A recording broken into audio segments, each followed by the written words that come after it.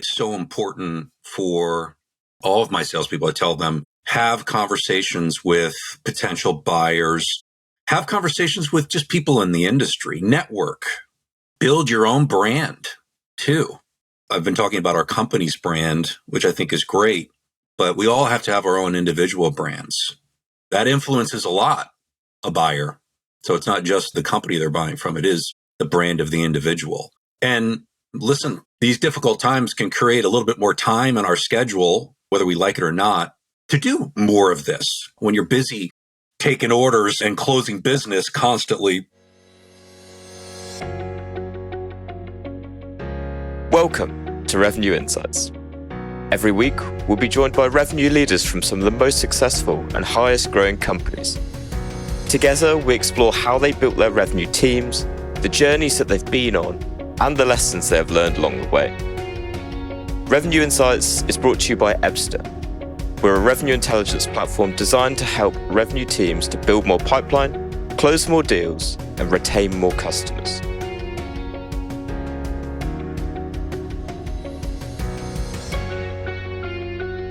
Hello there. You are listening to Revenue Insights. Today, my guest is Basil Murray. He's Regional Vice President of Sales at DHI Group. He's led sales teams across a number of different SaaS businesses all over the US in recent years. Basil, pleasure to speak today. Welcome. Thank you, Lee. It's great to be here. I'd love to learn a little bit more about your journey to where you are now, when we've kind of been touching base beforehand, and we've touched on a little bit about how your role has changed in recent years, but I'd love to get a bit of a sense of the bigger picture of how you've got to where you are today. Sure. I celebrated my 3-year anniversary with DHI in December 30th. And it's been obviously an interesting 3 years, right? Going through a pandemic. Some would say we're in the middle of a recession, but it's been a great experience these last 3 years, being with this organization, seeing us grow. I mean, if you look at the stock price before I joined and since I've joined, I think we've been doing some great work here. And it's just a great space to be in, matching employers with their target employees. Been in the HR tech space for 14 years. Prior to that, I was with another job board. And then I also spent time in telecommunications, as well as a brief stint on Wall Street. Nice. And that brings you to where you are now. So can you just elaborate a little bit more on your role, I guess what you're responsible for and what your team looks like? Yeah, so I stepped into a new role January 1st, and my team is in charge of account management around our largest clients. So we're in charge of retaining and growing those clients. So all the account executives report up to me, manage our largest staffing and recruiting clients. You know, in our space, you have the commercial side of the business, which is companies that are just buying our products to help with their own hiring, versus the staffing and recruiting groups that my team is in charge of. And they're the largest staffing firms in the world, you know, that are buying these products, obviously, as part of their core business. And so one of the things that I wanted to touch on is kind of, as you mentioned at the beginning, that particularly over the last 3 years, you've gone from joining the business, was it about during the pandemic? And then we've kind of had the boom times since then as the world reopens again. And now we're going through certainly a fairly challenging period at the moment. How have things changed at DHI Group and specifically within your department during that time? Ooh, that's a loaded question. Because there's been a lot of change just in the world, right? And so as a company, How do you adapt to that? I'm so proud of the way our company has adopted to it, because there's so many different avenues we could go down in this conversation around that. You know, when I think about that, initially, I think about our company culture and how it's really tested the best companies, how they react, how do they deal with these uncertainties. And so, like I said, I'm just so proud of working for an organization that I think navigated it so well. If you do the math from my introduction, you can realize I started December 30th of 2019, and I built a brand new team in New York City. And we were just getting to know each other. And then March of 2020 rolled around, and we didn't do any layoffs during the pandemic. And honestly, we lowered quotas a little bit. We made it through a really, really tough time. And we were so much stronger as a team, I believe, because, we all believe in the company purpose. It's a great purpose, right? I mean, we're not making cigarettes, not to not to say anything disparaging about other industries, but we do a pretty great thing. We're matching employers with their target employees, and that feels pretty great. But on top of that, just how the company reacted, I think, and treated us all so well, brought us together even more as a team. So our purpose was stronger and our belief in our company. And then, you got the roller coaster of 2021 where there was just funny money rolling around from organizations. And so, we went from having extremely difficult selling conditions in 2020 to by probably about May of 2021, it was like a rocket ship going off. Companies were just growing. Like in some cases I'd never seen before. In other cases, it sort of seemed familiar, like maybe like .com time period. And then last year, the hurt started probably in April, May. We started to feel dramatic pullbacks on our new business side. And so getting back to your question, how do we react to that? I mean, there's an ebb and a flow there. There's certain things that change, but I think, I think the most important thing is you try not to change too much, right? You don't want to go from, running a sales methodology one way through those conditions to a different way in these conditions. Because a lot of times that makes things messy. It's like, okay, so we're gonna discount now more, and discounting's good because it gets business done.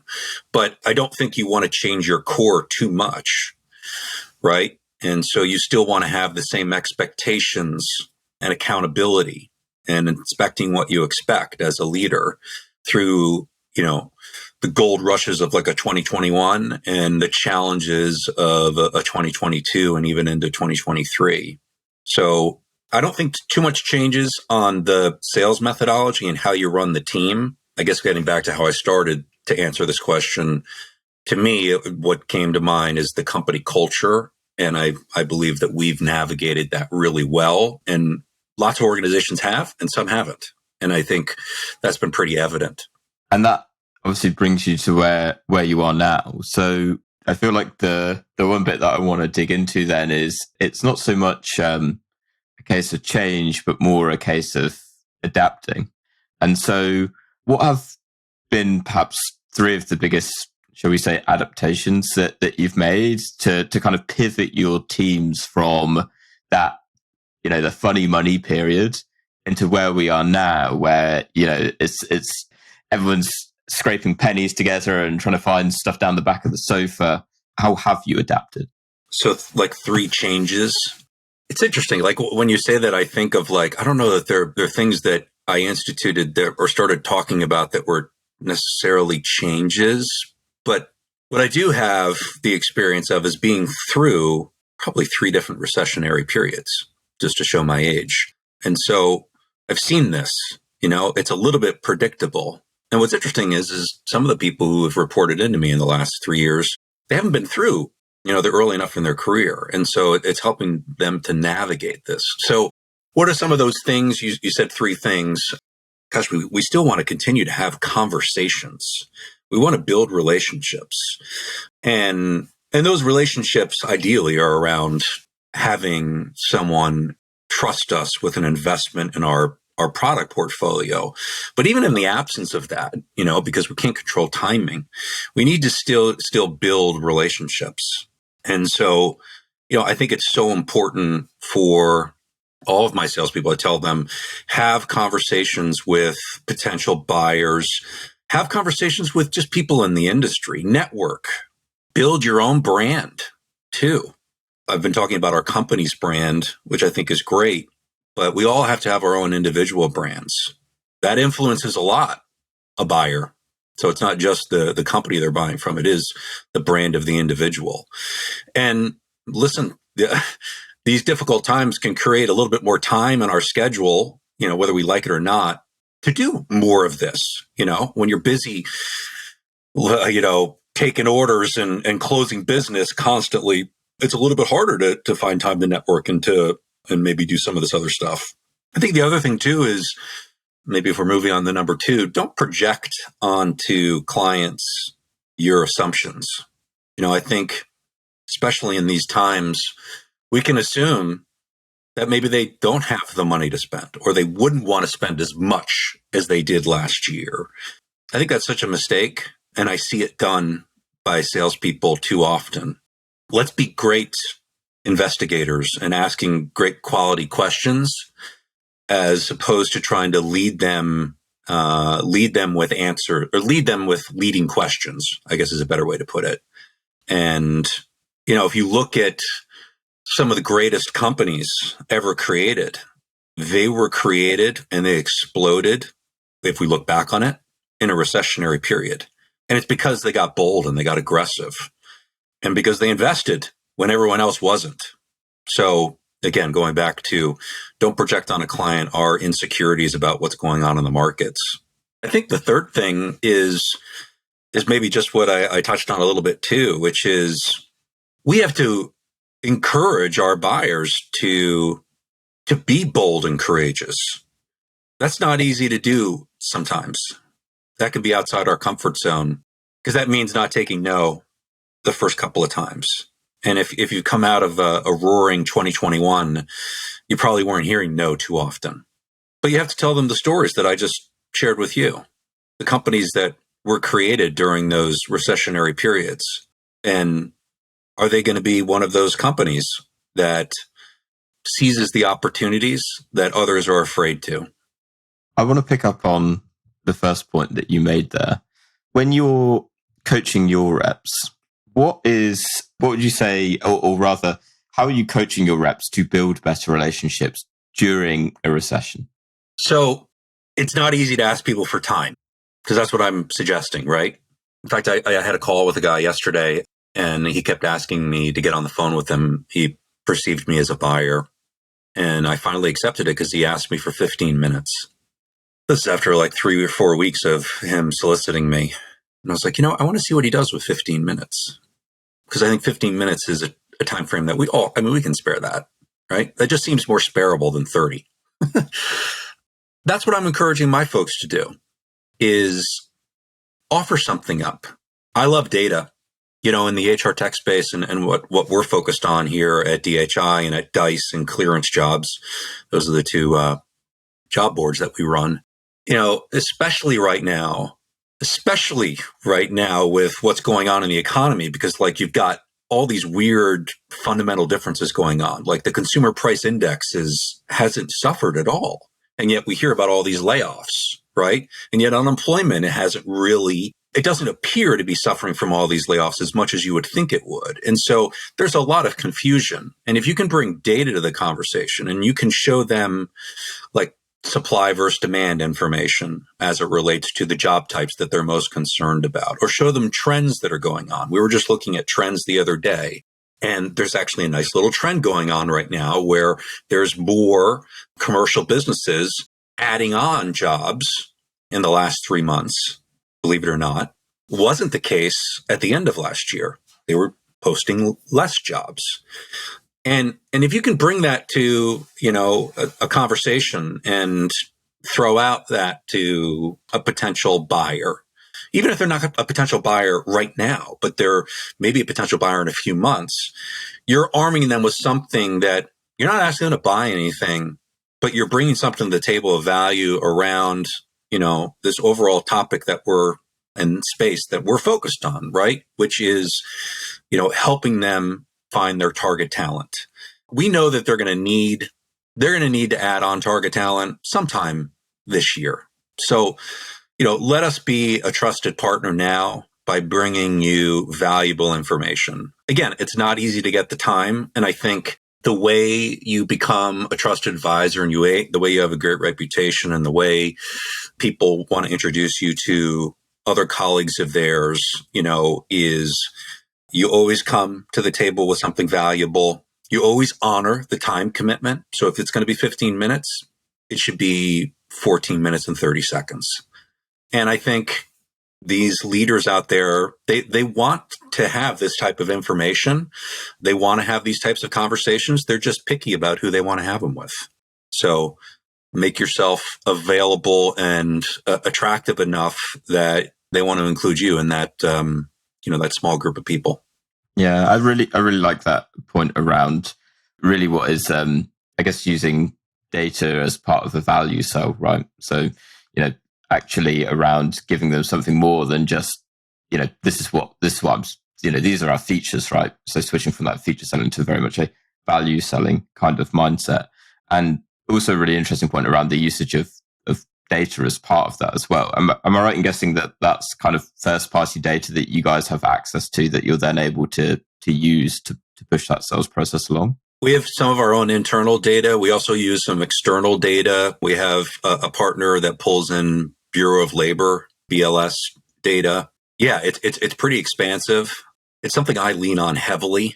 I think it just brings such credibility, right? And I just think it's so important in building a relationship to start there too. Yeah.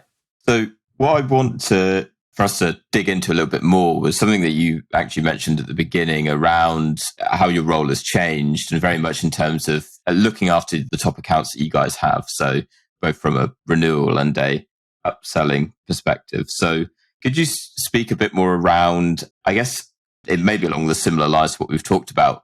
So what is your approach to, I guess, maintain the relationship and ensuring that you have a strong relationship with those accounts that you've already got?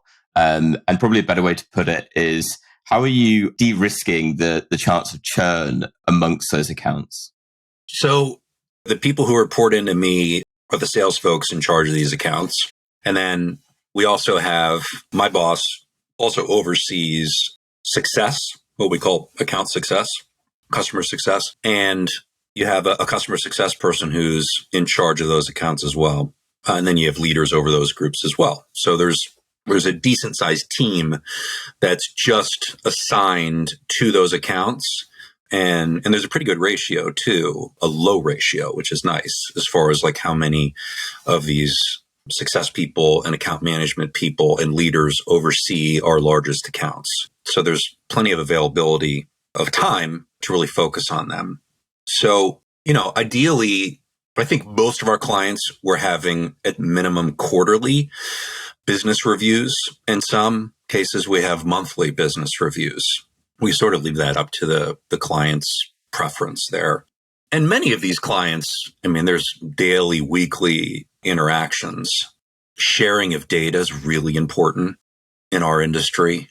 There's certain data points that we need to provide to them as far as how much visibility are they getting with their job solicitations, their employment brand, right? How many eyeballs are they getting? Are those eyeballs converting into, someone being interested in that job opportunity? And then we need data back from the client to help, really understand the overall, ROI of our solution. Where did that candidate go when they left us? Did they make it into a first interview, a second interview, an offer, a job, hopefully? So if we can get both of our data points together on a regular basis, can't just do this once a year, or even twice a year. You need to do this minimum 4 times a year, and hopefully maybe more often than that. And if you can have that type of relationship with your clients where you're doing the data sharing and you're checking in on a regular basis, we're monitoring their usage. And if their usage is down, we're reaching out to them and asking them, what can we do to help support you more? Because right now we've had clients who have less recruiters than they did just a year ago. That's inevitable going through what I think is a recession at the moment. And, like I said, there's a good trend going on right now. So if they've let go a few recruiters, how can we help support them as they maybe look to rehire those recruiters? And maybe we can use some of our AI features, some level of automation to help them to still get a lot of the value out of our product in the absence of them having as many frontline recruiters working for them at the moment. And so just making sure you have constant communication. Constant doesn't have to be every day, but it has to have a decent cadence to it and frequency. And I think most clients, especially the ones that my folks are dealing with, they're the largest billers. They're investing a lot of money with us. And so they want to have those conversations. But there are some clients who, they're a little bit more hands off, and that's harder. And I think, when you initially create the relationship, it's so important that there be general understanding. That book that you and I were talking about before, maybe we'll talk about it here before this is over, the Sandler approach. Make sure there's upfront contracts when you first start the relationship.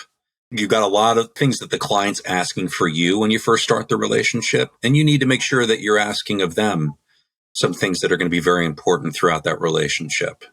I would like to have quarterly business reviews. I would like to have data sharing. And in return, I'm happy to do all those things that you asked for as well. And if you do that, 9 times out of 10, they will honor it. If you don't, you're leaving it to chance, and they may or may not. I want to touch on, you kind of mentioned it before, but as an advocate of using data in the process that you have, and I really like the usage of QBRs to be having that regular cadence of checking in to not only, I think you made a great point about demonstrating the ROI. So in terms of your team internally, how are you using data to support them? And that may come across as almost like a bit of a leading question in a way, but I'm curious to understand whether you guys are using data internally to inform what you're doing, or are the decisions made by your team very much from a position of experience and process behind the scenes? When you say internally, do you mean within sales leadership, how we make personnel decisions, or within either your sales teams, or your AEs, or within your customer success teams? I think everything revolves around data. To me, it's critical. It's a must. Every conversation should center around it, because your team needs to believe in what's going on in the inner workings of, what we're doing here.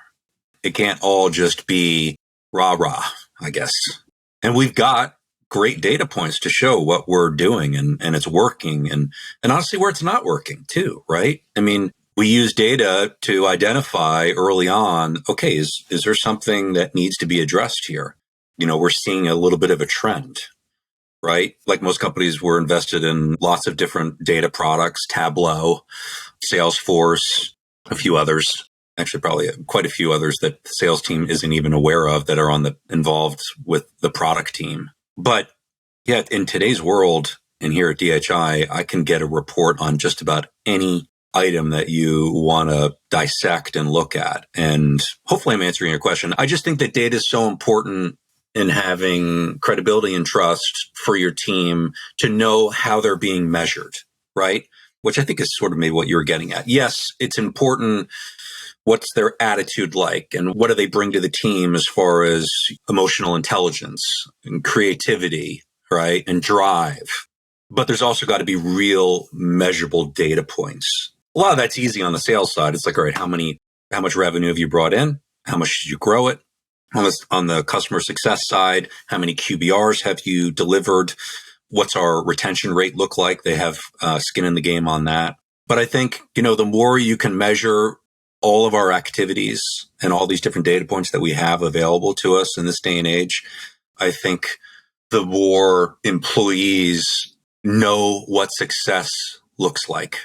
Because definitely going down the route that I was kind of getting at. And I'm curious to know then, and probably the big one for a lot of people right now, because I think it's certainly becoming more prevalent in sales processes that I've seen, is that ROI point is more important than ever for businesses in terms of having that, not only the reassurance that when they're buying new technology that they're going to see a return on it, but also a lot of sales leaders are reviewing their existing tech stacks at the minute and going, is this actually effective for me? Am I actually seeing the return on that? So would you be able to kind of elaborate on perhaps some of the data points that you guys use to demonstrate the ROI of your offering? I think there's some fundamental data points that are measured, when you're hiring a company like us. Certainly, how many hires did I get? is the most obvious one. You come to a company like us, we're the premier IT and tech platform for matching employers with employees. So I think at the end of the day, if you talk to any of our clients, they would probably be able to rattle off, okay, here's how many hires we got from Dice or from Clearance Jobs. But I think there's other data points that are important too, right? We don't control like that much of the hiring process at all. In fact, could be argued that we're not really too focused, at least in the advertising side of our business, on the hiring. Our job is to get the eyeballs and get the eyeballs in front of the right people, right? And so that's sort of the media and advertising side of our company. Once we get the interest there and we introduce this job opportunity and the employment brand of that organization to that target talent, a lot of the rest of the path that candidate goes down is within the ecosystem of that employer, right? So then it's like, okay, how much do you want to measure those candidates and where they make it through that process and attribute that success back to us?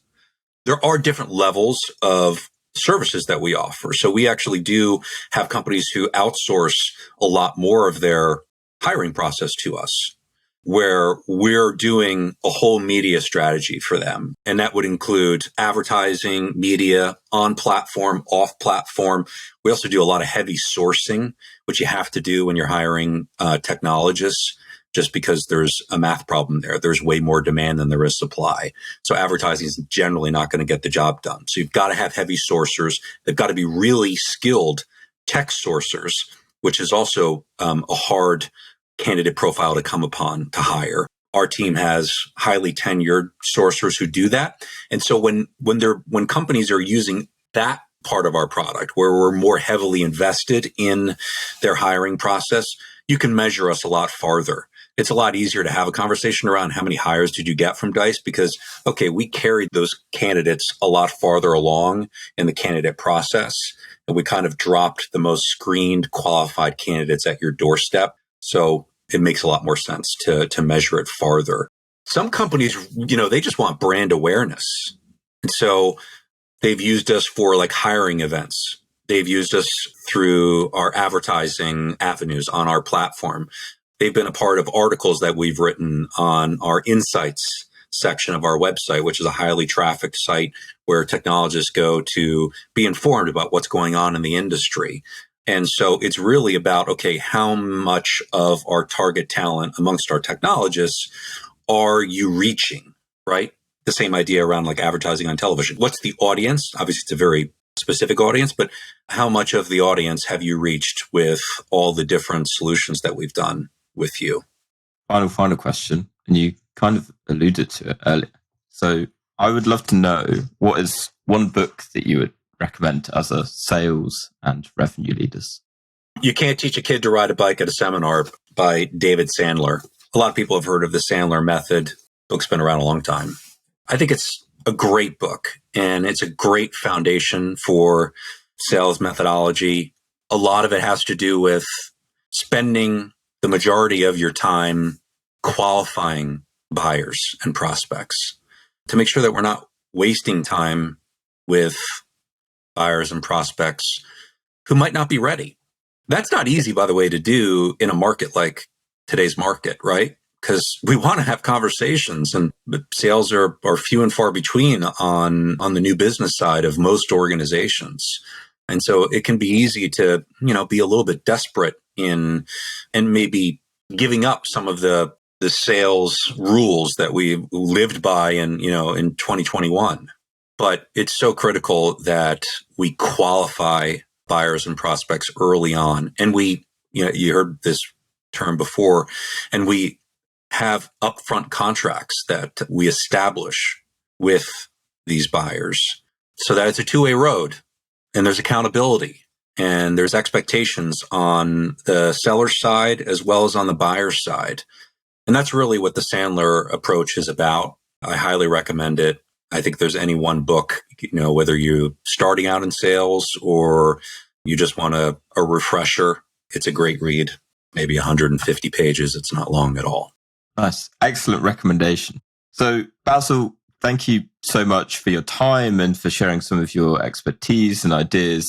Really appreciate it. For anyone listening who may have any questions or wants to connect with you, where can they find you? On LinkedIn. I don't think there's a lot of Basils, so you could probably find me. Basil Murray. I think it surprised you. Yeah. I think it's more of a British name, to be honest. It very much is. All the Americans butcher it too. They call me like I'm a spice. Basil. Yeah. That's why I love talking to the Brits. I love it. I'll put a link to that down into the show notes as well. As I say, thank you again, Basil. Really appreciate it. And to everyone that's listened to the episode this week, thank you very much. We'll catch you next week. Thanks, Lee. Thanks for listening to Revenue Insights. If you want to learn more, subscribe to our newsletter and we'll deliver every episode straight to your inbox. If you have any questions, feel free to connect with us on LinkedIn. Our links will be in the episode notes. See you next week.